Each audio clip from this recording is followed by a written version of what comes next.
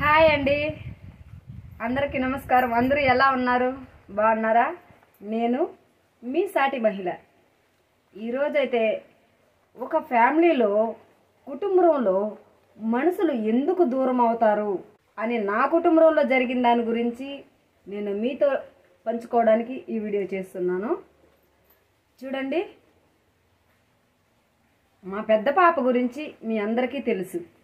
మా పెద్ద పాప, అమ్మా ఇది తప్పు, వాళ్ళు మంచి వాళ్ళు కాదు అని నేను చెప్పినందుకు, అది మంచి విషయమే కదా నేను చెప్పింది, దాన్ని గ్రహించలేక నన్ను వదిలి వెళ్ళిపోయింది. సరే, ఆ పాప అలా వెళ్ళిపోయింది. ఒకటి, పెద్ద పాప మీద దిగులు. రెండు, మా నాన్నను చూసుకునే వాళ్ళు లేకుండా. ఇది నా వల్ల జరిగిన మిస్టేకు. ఎన్నో మిస్టేకుల వల్ల మా నాన్న చనిపోయాడని నేను అనుకుంటున్నా. ఇది ఎంతవరకు నిజమనేది పైన దేవుడికి తెలియాలి. నాన్న అయితే నేను కోల్పోయా, పెద్ద పాపనే కోల్పోయా.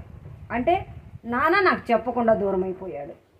మా పాప మంచి చెడు చెప్పినా దూరం అయిపోయింది. ఇలా ఒక భార్యకి భర్త కూడా మంచి చెడు చెప్పే భార్య నచ్చకనే దూరం అయిపోతాడు. అంతేకాకుండా ఇంకా ఈ వీడియో నేను మెయిన్ రీజన్ ఎందుకు చేస్తున్నానంటే, మీకు నేను ఎందుకు చెప్తున్నానంటే, ఇవి ప్రతి ఒక్క ఇంట్లోనూ ఉంటుంది. కానీ మా అబ్బాయి ఆడే గేమ్, ఆ గేమ్ ఏం గేమ్ అనేది నాకు తెలియదు. చాలామంది చిన్నపిల్లలు పెద్దవాళ్ళు ఇప్పుడు గేములకు అలవాటు పడుతున్నారు. అదేవిధంగా మా అబ్బాయి గేమ్ వల్ల ఎంత డబ్బులు నష్టపోతున్నాడంటే అంత డబ్బులు నష్టపోతున్నాడు. దాంట్లో సంపాదిస్తున్నాడు, నష్టపోతున్నాడు, సంపాదిస్తున్నాడు, కానీ లాభం అయితే లేదు కదా, అస్సలు లేదు. ఇది ఎందుకు చెప్తున్నానంటే, నేను అబ్బాయికి గేమ్ ఆడద్దు నాయనా, ఇది మంచి పద్ధతి కాదని చెప్పలేకపోతున్నా. ఎందుకు చెప్పలేకపోతున్నాను? మంచి చెప్పిన దానికి పాప దూరమైంది, నేను మంచిగా చూసుకోలేకపోయిన దానికి నాన్న దూరమైనాడు. ఇంకా ఎంతోమంది ఇది మంచిది కాదు అని దానికి ఎంతోమంది నా ఆత్మీయులు కూడా దూరం అయిపోయారు, నా స్నేహితులు దూరం అయిపోయారు, నేను ప్రేమించే ప్రతి ఒక్కరూ నాకు దూరం అయిపోయారు.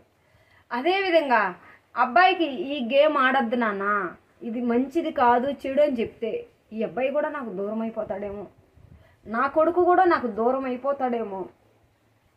ఎందుకు మంచి చెప్పి మనం అందరినీ దూరం చేసుకునేదానికంటే, మనం వాళ్ళు చేసే తప్పుడు పనినైనా చూస్తూ భరిస్తూ ఉండడం మంచిది కదా అని నాకు అనిపించింది.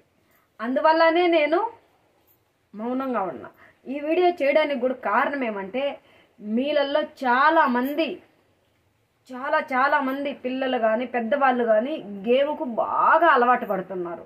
ఈ గేమ్ వల్ల ఒక ఉదాహరణ, ఒక్క విషయం అండి నేను చెప్పదలుచుకున్నా. మహాభారతం గురించి తెలియని వాళ్ళు ఎవ్వరూ ఉండరు. ప్రతి ఒక్కరూ తెలుసుంటారు. పెద్దవాళ్ళు తెలుసుంటే వాళ్ళ పిల్లలకు ఖచ్చితంగా చెప్తుంటారు. మహాభారతంలో కుంతీదేవికి 5 పాండవులు, కుంతీదేవి కుమారుళ్ళు 5 మంది. ఆ 5 మందికి ద్రౌపదమ్మనిచ్చి పెళ్లి చేస్తారు. చూడండి, ఇక్కడ ఈ ద్రౌపదమ్మనిచ్చి పెళ్లి చేస్తే ఆ 5 మందితో సంతోషంగా ఉన్న, కష్టాలు పడుతున్న వాళ్ళు బాగానే ఉన్నారు. కానీ ధర్మరాజు చేసిన చిన్న పనికి చూడండి, ఎవరో పక్కన వాళ్ళు రెచ్చగొట్టడం వల్లనో ఇంకా తప్పుడు పనులకి వాళ్ళు సపోర్ట్గా ఉండడం వల్లనో ఏమో తెలియదు, కానీ ధర్మరాజు జూజమాడి దాంట్లో రాజ్యాలు అన్నీ పోగొట్టుకుంటాడు. ఆఖరికి తన భార్య అయిన ద్రౌపదమ్మను కూడా తాకట పెడతాడు. అది జూజం చేసే పని, తన వాళ్ళని తెలీదు. ఆ జూజంలో ఆడేవాళ్ళు భార్యనైనా సరే, అమ్మనైనా సరే, చెల్లినైనా సరే, ఇంకా వాళ్ళ ఫ్యామిలీలో ఎవరైనా సరే వస్తువులే తాకట పెట్టేటప్పుడు మనుషులు తాకట పెట్టడం ఎంతసేపు పని. అలా ధర్మరాజే ద్రౌపదమ్మను తాకట పెట్టినప్పుడు మనుషులం మనమెంత, మనల్ని తాకట పెట్టరా?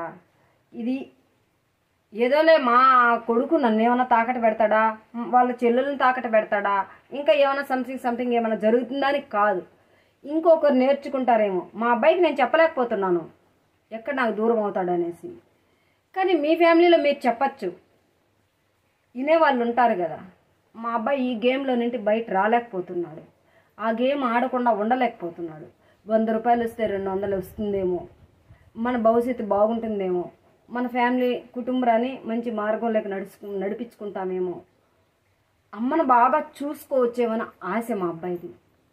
కానీ అది స్వార్థంతో కూడుకున్న ఆశ.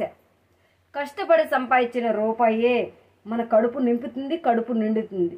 అలా కాకుండా ఒక దొంగతనం చేసి 1 రూపాయి తెచ్చుకొని దాంతో నువ్వు తిన్నావంటే ఖచ్చితంగా ఆ సెకండ్ కాకపోయినా మరుసటి రోజైనా నీకు కడుపు నొప్పి వస్తుంది. ఎందుకంటే అది ఏ తల్లి తన బిడ్డ కడుపు నింపుకోవాలని పెట్టుకున్న రూపాయి తెలియదు కదా. అలాంటి సొమ్ము తెచ్చుకొని తిని నువ్వేం బాగుపడతావు? నీ ఆరోగ్యం ఎలా బాగుంటుంది?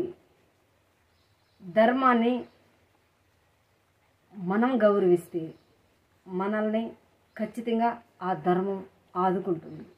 ఇది నేను భావిస్తాను. ఈ సిద్ధాంతాన్ని నేను నమ్ముతాను. ప్రతి ఒక్క ఇంట్లో ఒక ద్రౌపదమ్మ ఉండకూడదు. ప్రతి ఒక్క ఇంట్లో ధర్మరాజు తప్పు చేసినట్టు ఇంకెవరూ చేయకూడదు. అది మహాభారతం కాబట్టి ఆ జూజం అనేది ఉండాలి.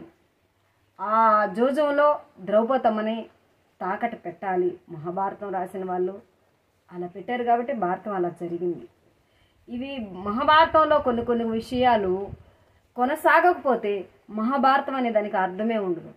ఒక కుటుంబం కూడా, ఒక సంసారం కూడా, ఒక ఫ్యామిలీ కూడా మహాభారతం లాంటిది. ఈ విషయాన్ని ప్రతి ఒక్కరూ గ్రహించి ఈ జూజానికి, ఈ గేములకి దూరంగా ఉండమని, మీ ఫ్యామిలీని బాధ పెట్టకుండా మీ ఫ్యామిలీకి మీరు సపోర్ట్గా ఉండండి, కష్టపడండి. ఊరికే గేమ్ ఆడితే డబ్బులు వచ్చేస్తుంది అనుకోవద్దండి. ఆ గేమ్లో పడి మీ కళ్ళు, మీ మెదడు, ఇంకా హార్ట్ బీట్ కూడా పెరిగిపోతుంది. ఏమవుతుందో ఏమో, వస్తుందా రాదన్న టెన్షను, ఇవన్నీ మీ ఆరోగ్యం మీద దెబ్బతీస్తాయి. అందరూ జాగ్రత్తగా ఉండండి, హాయిగా ఉండండి, హ్యాపీగా ఉండండి. బాయ్.